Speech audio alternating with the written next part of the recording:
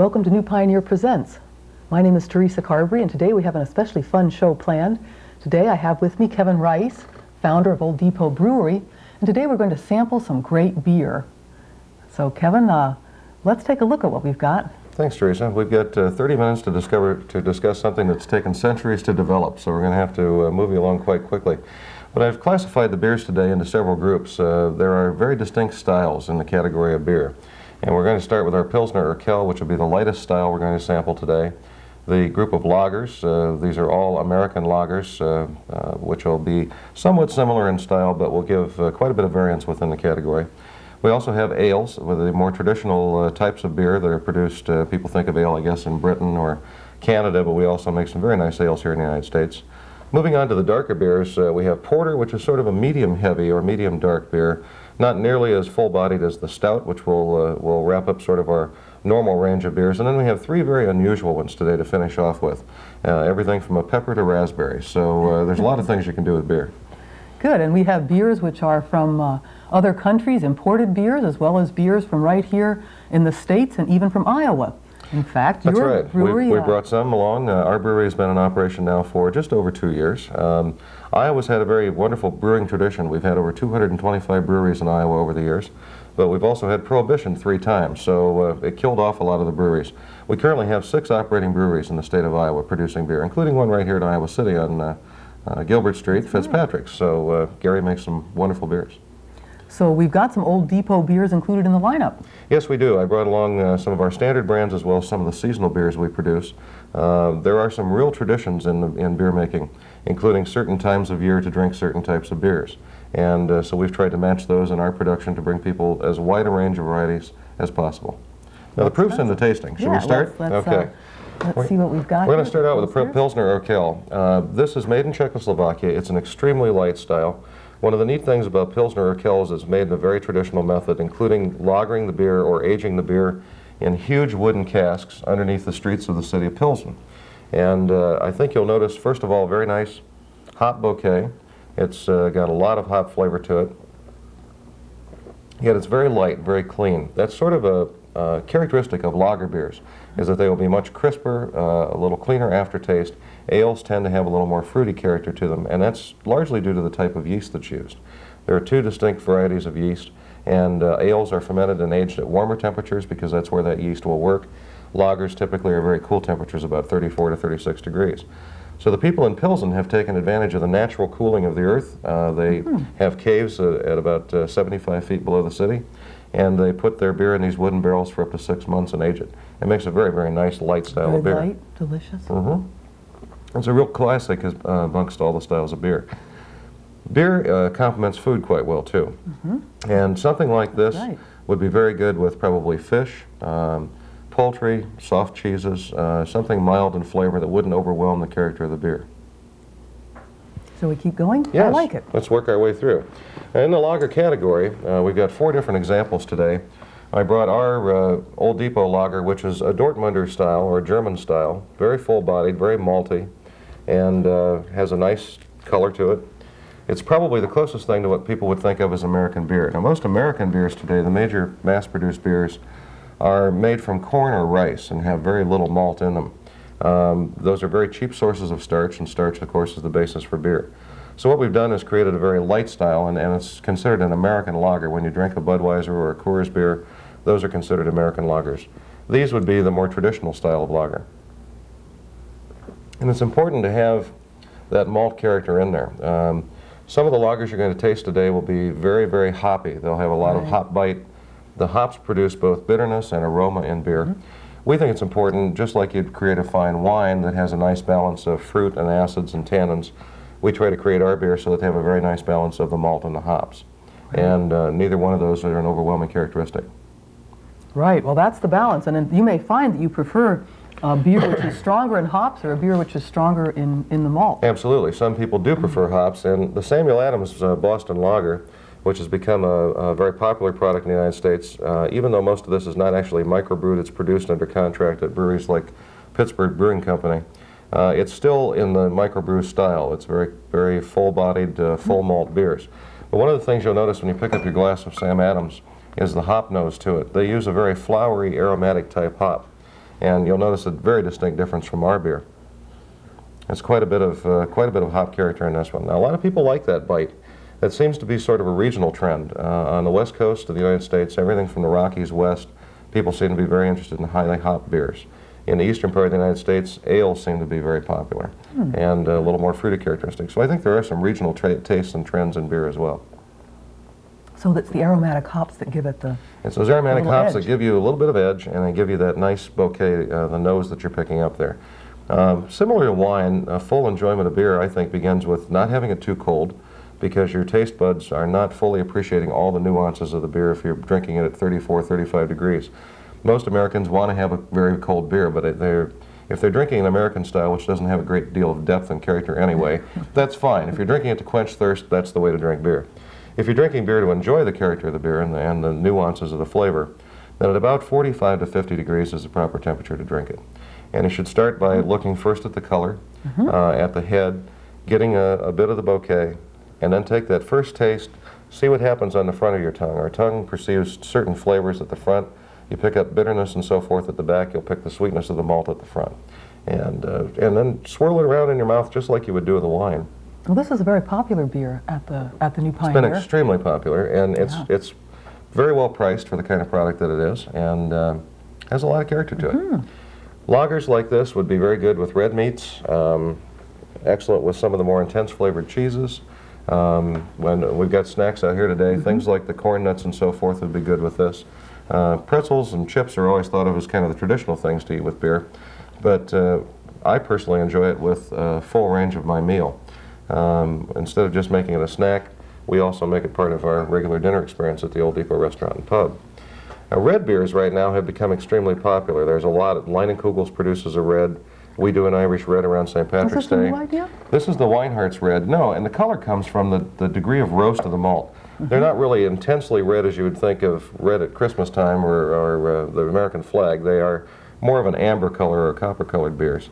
The color is appealing. It doesn't really change the flavor of the beer all that much. But this one is also a fairly hoppy beer. Henry Weinhardt's is a old traditional brewery out in Portland, Oregon. Produces some wonderful beers, and they're also part of the Heilemann family. They're distributed nationally. But Weinhardt's has just been introduced into the state of Iowa, so this beer is just becoming available. It's quite complex. Yes, it is, and you've got a pretty good match here, although the hop character is a little stronger than you'd find in ours. This one has a lot of malt character to it, too. There's definitely that sweetness on your lips or the front of your tongue as you taste that beer. So this is a domestic, or? That's a domestic that's produced in Portland, Oregon.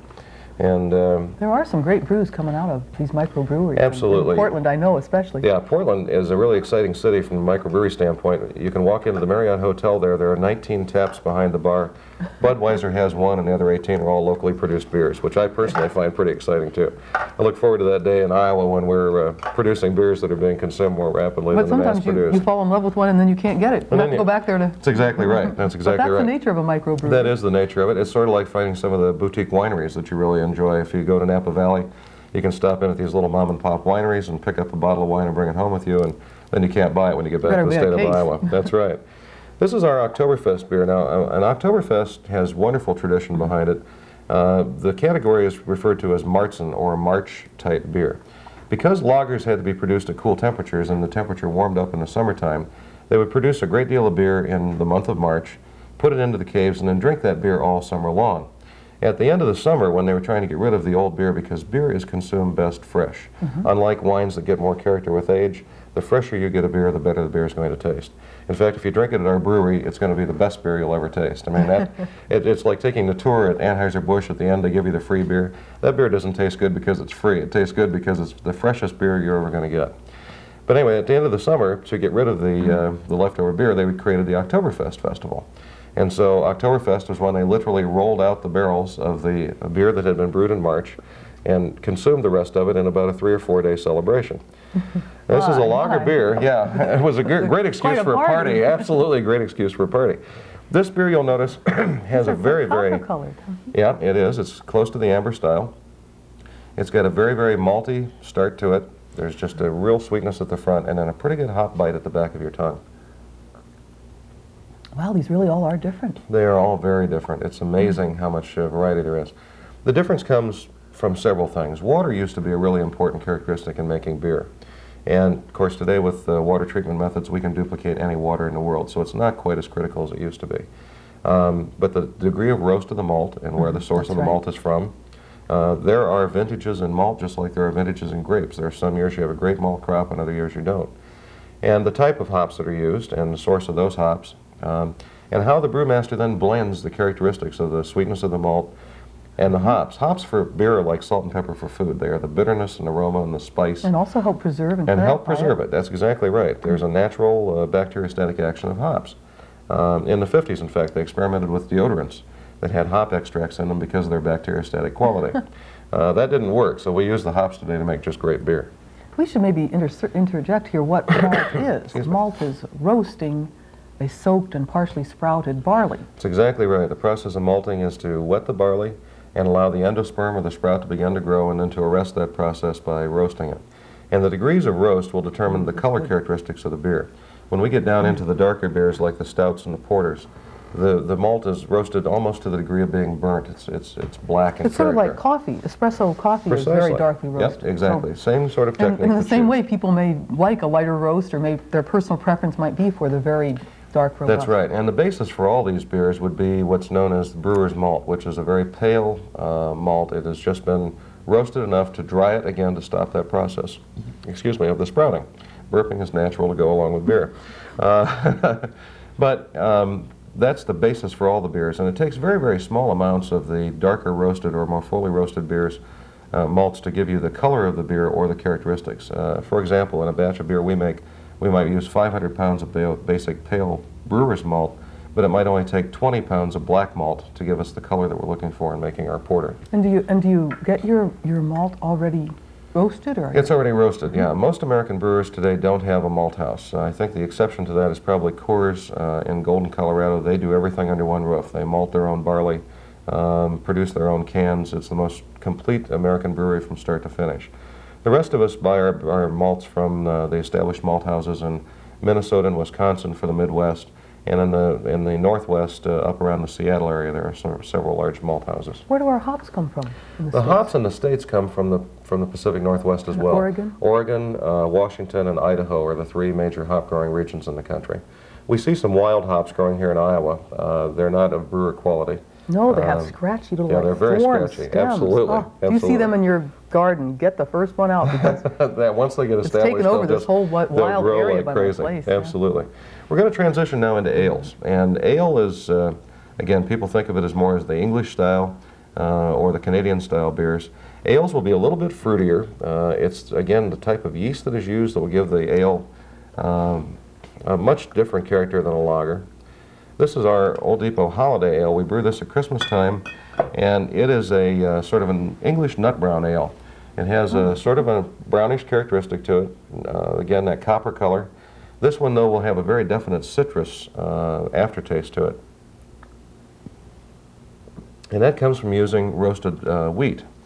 Wheat beers are very, very fruity, and so this one, by blending some barley malt and malted wheat, we get that sort of citrusy, spicy, natural characteristic. Yeah, that's amazing. So isn't it, though? It really is kind of a holiday thing. It's So a very have nice a reindeer on it. Yep, we have a deer in the front of it.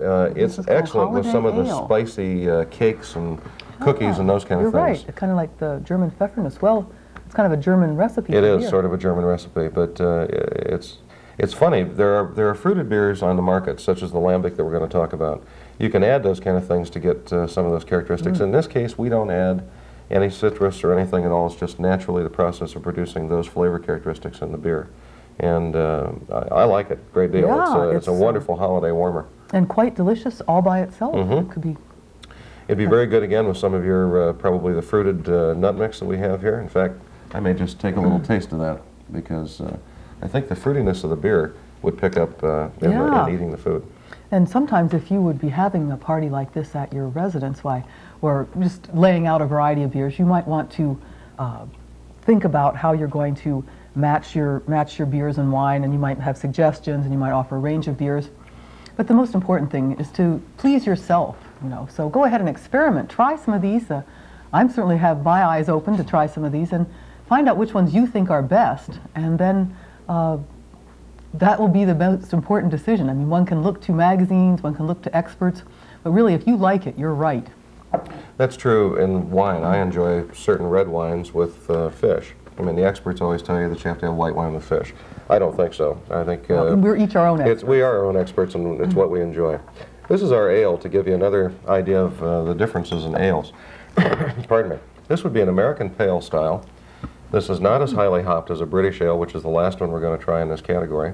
It's very light in color, very light in flavor. But we dry hop this. That's one of the techniques that you can use to extract the aromatic qualities of hops. Rather than putting them in the boil, which is where you extract bitterness, you suspend the hops in a mesh bag inside the tank during the fermentation process. So if there are some real subtle aromatic qualities that you're trying to get out of that particular hop in the beer, as we have with ours, those will come out in the cold transfer process and give you a very nice hop bouquet. You'll notice a little bit of a similar nose to the Pilsner Urquell. We're using a similar hop to what they use in the Pilsner Urquell. But that's Wow, not that's nearly completely as different fruity. from the others. That's right. It's very, very clean. It's almost more nuttier or meatier. Yeah, there's a little bit more of a meaty character to that. A lot of malt base in that too, malt character to it. But completely different than the first ale you tried. Wow, that is totally different. Now So we'll go on. this is an ale also. So That's our American that's your pale basic ale. That's I right. see. Okay. Now we'll go to the Bass, which is a very traditional English ale. The English, of course, are great ale lovers. This one you'll notice has a bit more color to it. It's not quite as pale as our ale, closer to the copper.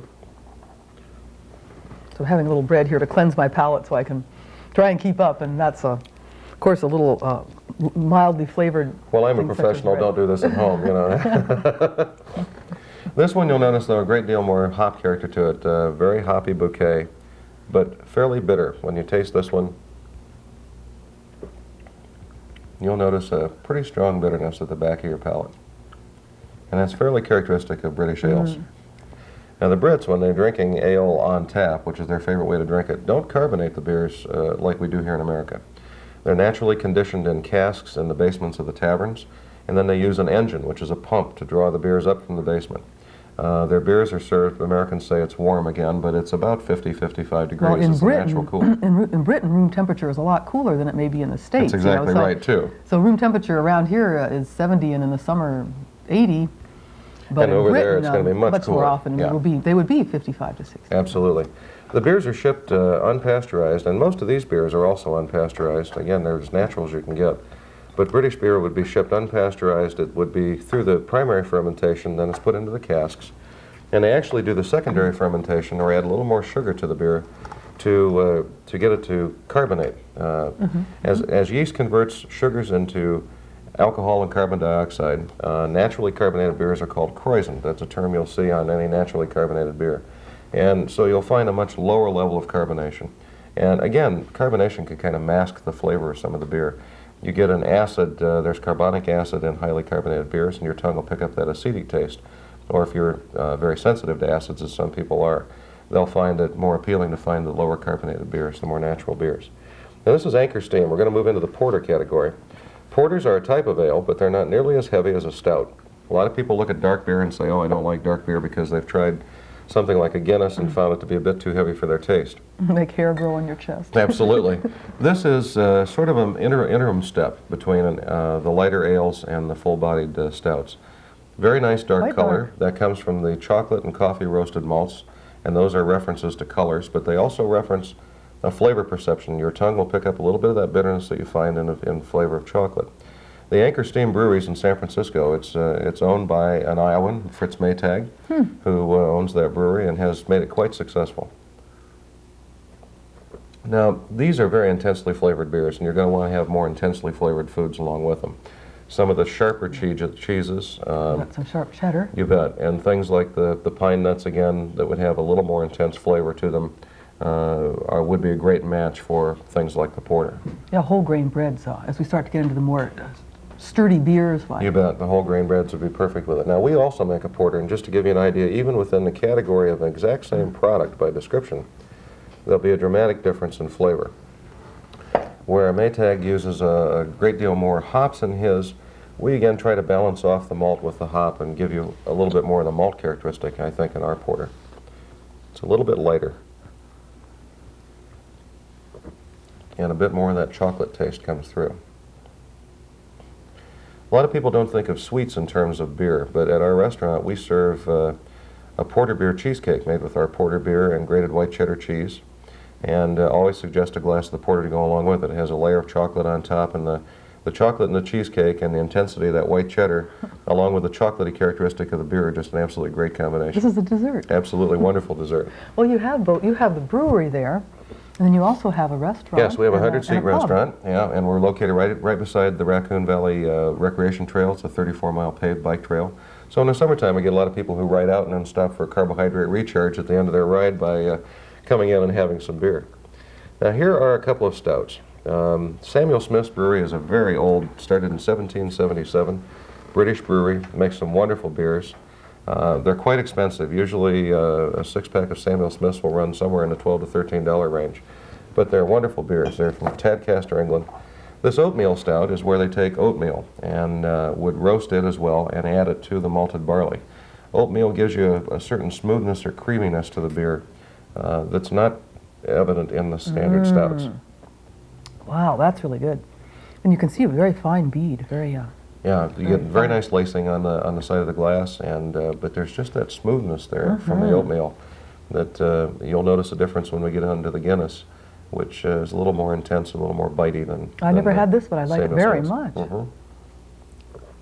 On a cold winter evening, a good glass of that sitting by the fireplace would be absolutely delightful way to spend the night. In Britain, it's fun because they're always saying, "Oh, stout is good for you," and they even encourage nursing mothers to drink stout. Yep.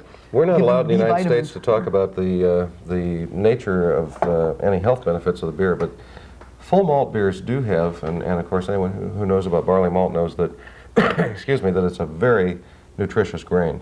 And if you're making these beers naturally and not pasteurizing them, not doing a lot of things to them, a lot of that nutritional value does carry through in the beers. Right, the B vitamins of grains. Now notice the Guinness, a bit more of a bite. Look at that rich, creamy head, though. They That's say you very can typical. write your initials in the Guinness head A properly and drink poured the Guinness. glass, and it will still be at the bottom. That's right. A properly poured Guinness should hold up its head through the entire drink. And they actually teach bartenders how to pour Guinness properly. It takes about 12 minutes to pour a Guinness, according to the company. 12 minutes? Yes, you pour the glass 2/3 full, allow the head to set, and what you're doing is setting up a layer of protein. And then as you fill the glass 2 subsequent times, you're building a little bit of gas underneath that layer of protein to hold up that rich, creamy head. And that's supposed to be the proper way to pour a Guinness stout. I personally have never been that patient to build up a Guinness. So you just relax for 12 minutes. Absolutely. Your beer will be out here in about 12 or 15 minutes. Now, we got 3 examples of sort of unusual styles where you get into using other grains or using adjuncts or adding certain things like fruits or even vegetables to beer. Millstream, which is a brewery here in Iowa that's located in the Amana colonies, makes a wheat.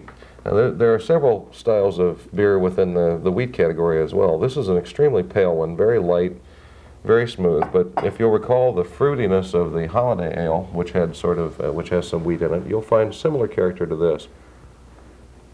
What does it take to qualify as a microbrewery? So the Amana, The definition of a microbrewery is someone who produces less than 15,000 barrels of beer a year. so you are a microbrewery. So we are a microbrewery as well. Yeah, there's 31 gallons in a standard barrel of beer. So if you produce about anything below 500,000 gallons of beer a year, you'd be classified as a microbrewery. A brew pub would be one that makes beer and sells it only on premise. And then you get into regional breweries. Those are ones that make up to about 100,000 barrels of beer a year. And then, of course, your major national brands. Those are all sort of industry definitions. There is no real legal definition of what a microbrewery is. I personally would like to see us develop within the industry some sort of a symbol, like the real symbol that's put on dairy products that tells you it's real dairy, to signify the independent, locally owned, and locally produced beers. There's a lot of confusion out there. You've got products like the Samuel Adams and the Henry Weinhardts that are part of a major national chain brewery. Nothing wrong with their beers, but I think if you're looking to support independent producers and people who are handcrafting beers, it'd be nice to have that little symbol to look for. So I Well, hope you work someday on we'll that, see right? that. I am working on that as a project. Sometimes you will hear, well, they're making their beer out of rice or corn, and often these are less expensive ingredients, Right. producing, in some people's opinion, an inferior brew. But actually, there's a long tradition of a wheaten beer, and this is a good one. It is a good one, and the more intense style of wheat beer is called a Hefeweizen. It's served traditionally unfiltered with a slice of lemon or raspberry syrup in it. So you get the yeast, and it almost looks like a milkshake in some cases. But it's a very, very fruity style of beer. Now this one's an unusual one. This is an American invention. This is Cave Creek Chili Beer that's brewed both in Cave Creek, Arizona, and it's produced under contract in Evansville, Indiana. Here's the actual chili There is actually itself. a chili pepper in each one. In each one. And as we were talking with the crew before the show started, you don't want to grab some hot Mexican food and then get this to douse your mouth because it's also pretty hot. I better be careful. The heat of the pepper transfers to the beer. There's definitely a chili bite in that one. Whoa! Yes, there is. Might want to take a little piece of bread with that one and clear your palate, but it is definitely hot. There's That's a lot good. of heat. I'd say that's a medium hot. That's a medium hot. It's not something that you Might be want good with some cheddar. I don't really think that you can sit around and drink this one all evening long. Some could. Some could. people probably could. Not for my taste. Those people that buy their hot sauce by the case. That's exactly right. Sometimes I'm That's almost ready to exactly do right. that. I think it's good. It's good. It's very different. We're exporting now. Cave Creek's sending about 25,000 cases of that beer a month to Japan. It's been very popular over there. This last style is quite interesting. And this is a cork-finished bottle. The lambic beers that come from Belgium are quite different in character because they allow the natural wild yeast to ferment the beer. The rest of the breweries typically prefer a cultured yeast so that you can control the character of the beer from one batch to the next. In the alembic style, What country is this from? this is from Belgium. They typically will just open the window of the brewery and allow the yeast to blow in and to get the beer fermenting. Now, this one is a framboise. It has raspberry in it as well. Very fruity, very different, and typically a little higher in alcohol because there's a second fermentation. The fruit that's added to the beer adds a lot of sugar and will raise the alcohol sometimes as high as 13%. Most beer, even the strong British ales, are below 8%. Beer yeast will not produce alcohol beyond 8%. But the natural yeast that they use in the alembics will get it up to sometimes 12, 13%. Very fragrant. You got that wonderful raspberry nose to it. It's almost like a fine champagne that you've dropped raspberries into. A lot of the women at the co-op are crazy about this. Are they? raspberry lambic. Yep, absolutely. I didn't get a chance till today. I think to it's try that fruitiness and sweetness to it that, again, it would probably be great in an occasion where you had a tray of fruits and cheeses and things like that to just have kind Almost of a has a romantic sort of evening. A champagne almost quality. Mm-hmm. It might be enjoyed in that sort of situation. It could be enjoyed in a very similar situation. And it's Perhaps less with expensive. Sweets, like with a wedding Yep. cake or even. And it's a little less expensive than a good bottle of champagne. That's the great thing about beer. It's the drink of both the kings and commoners. Everybody can afford beer, where when you get into some of the wines and liqueurs, you find that they get out of some people's price range. But beer's been the one drink that's been common for everyone from the pauper to the prince. Well, you know, they always say that one could drink a six-pack of some boring American beer or have a single bottle of a really excellent imported beer and have the same amount of satisfaction and pleasure. And It all depends on what you're drinking for. When you're younger, I think you tend to drink for quantity and for the effect.